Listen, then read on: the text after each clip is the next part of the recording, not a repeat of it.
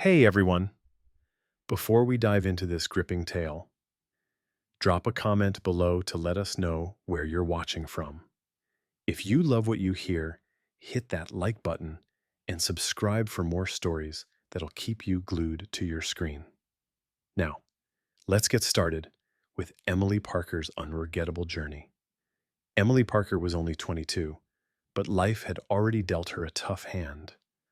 Orphaned at 16 after a devastating house fire claimed her parents in their small Ohio town, she was left with nothing but memories and a stubborn spark of hope. Her hazel eyes, framed by soft auburn curls, hid a quiet strength, but her aunt and uncle, Clara and Frank, saw her as a burden. They took her in, sure, but their cold Cincinnati home felt more like a cage than a refuge. Clara's sharp tongue and Frank's greedy glares made Emily feel like an unwanted guest. Her beauty, smooth ivory skin, and a shy smile, a tool they could exploit. One chilly evening, as Emily sat in her cramped attic room, brushing her curls and staring out at the snowy city, Clara barged in. "Get up, Emily!" she snapped, her eyes glinting with something unsettling. "We've got big news." Heart pounding, Emily followed her to the dining room, where Frank sat with a smug grin. "You're marrying Ethan Caldwell," he announced, like it was a done deal. Emily's breath caught. Ethan Caldwell? The 45-year-old tech mogul whose name was plastered across Forbes? A man she'd never met, twice her age, with a reputation for ruthless deals and a private life shrouded in mystery. "No," Emily whispered, her voice trembling. "You can't make me." But Clara's laugh was icy. "Oh, we can. Ethan's paying off our debts. You're our ticket out of this mess." Emily's stomach churned. Sold. That's what she was. A transaction to save her aunt and uncle's failing business. Tears stung her eyes as she pleaded, but Frank's voice cut through. "The wedding's in 2 weeks. Don't embarrass us." The days blurred into a haze of dread. Emily couldn't eat, barely slept, her once bright eyes dulled by fear. She imagined Ethan as a cold, controlling man who'd treat her like a trophy. The thought of sharing a life, let alone a bed, with a stranger made her chest tighten. What was his game? Why her? The questions gnawed at her, a suspenseful thread pulling her toward an unknown fate. On the wedding day, Emily stood in a Cincinnati cathedral, her white gown hugging her slender frame like a second skin. She looked like a vision, but inside, she was crumbling. The crowd gasped as she walked down the aisle, her curls pinned with pearls, but her gaze locked on Ethan at the altar. He was striking, tall, with jet black hair streaked with silver, piercing gray eyes, and a tailored suit that screamed power. But his expression was unreadable, a mask that sent shivers down her spine. Was he her captor or something else? The priest's words were a blur. "Do you, Emily Parker, take Ethan Caldwell to be your husband?" Her lips quivered, Clara's glare burning into her from the pews. A tear slipped down her cheek as she choked out, "I do." Ethan's hand was warm as he slid a diamond ring onto her finger, his touch oddly gentle.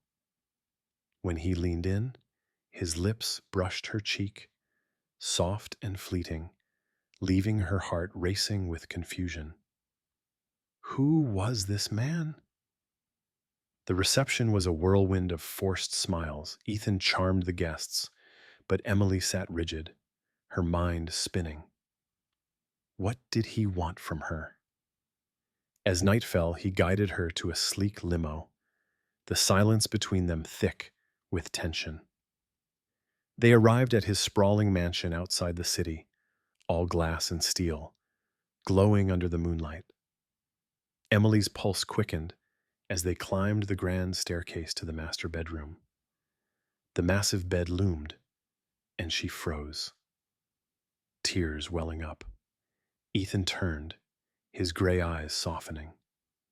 "Emily," he said, his voice low and warm, "you don't have to be afraid. I won't touch you unless you want me to." Her jaw dropped. "What?" she stammered. He stepped closer, careful not to crowd her. "I know Clara and Frank forced you into this. I agreed to help them, but I'm not here to hurt you. You're safe." Emily's mind raced. Safe? With a millionaire stranger? Yet his tone was sincere, his gaze steady. Could she trust him? Or was this a trap? That night, Ethan slept on the sofa, leaving the bed to her. Emily lay awake, her heart torn between fear and a flicker of curiosity. Why was he so kind? What was he hiding? The next morning, she found a tray of pancakes, her favorite, somehow he knew, waiting outside her door. A note read, "Take your time, Emily, I'm here." Her suspicion grew, but so did a warmth she couldn't ignore. Days turned into weeks, and Ethan's small gestures piled up. He left her books by her favorite author, ensured the staff cooked her mom's old recipes, and stood firm when Clara tried to visit, demanding money. But the suspense deepened one evening when Emily, exploring the mansion, stumbled into Ethan's study. A locked drawer caught her eye. Heart pounding, she jimmied it open, finding a faded photo of a young girl who looked eerily like her, dated 1995. On the back, a scrawled note, "Protect her." Her breath hitched. Was this about her? Did Ethan know her before? She confronted him that night as snow fell outside, her voice shaking. "Who's the girl in the photo, Ethan? What are you hiding?" His face paled, the first crack in his composed facade. "Emily, I didn't want to scare you," he said, stepping closer. "The girl, she was your mother's sister. I knew your mom years ago. She asked me to watch over you if anything happened to her." Emily's world tilted. The fire. Was it an accident? Ethan's jaw tightened. "I don't think so. I've been digging into Frank's past. He was in debt then, and your parents' insurance payout saved him." The revelation hit like a thunderbolt. Frank, involved in her parents' death? Suspense gripped her as she demanded, "Why marry me?" Ethan's eyes darkened. "To keep you close. To protect you. Frank's dangerous, Emily. I couldn't risk losing you." Her heart pounded, not just from fear, but from the raw emotion in his voice. He cared. Really cared. The tension broke as Emily stepped closer, snowflakes melting in her hair. "You should have told me," she whispered, tears falling. Ethan's hand brushed her cheek, tentative. "I wanted you to trust me first."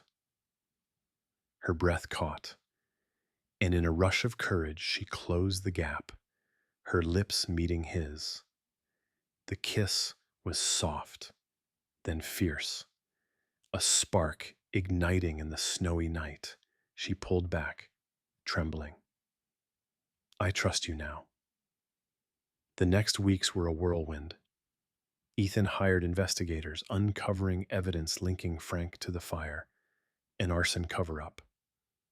The suspense peaked when Frank confronted them at the mansion, his face twisted with rage. "You're ruining everything," he snarled, lunging at Emily.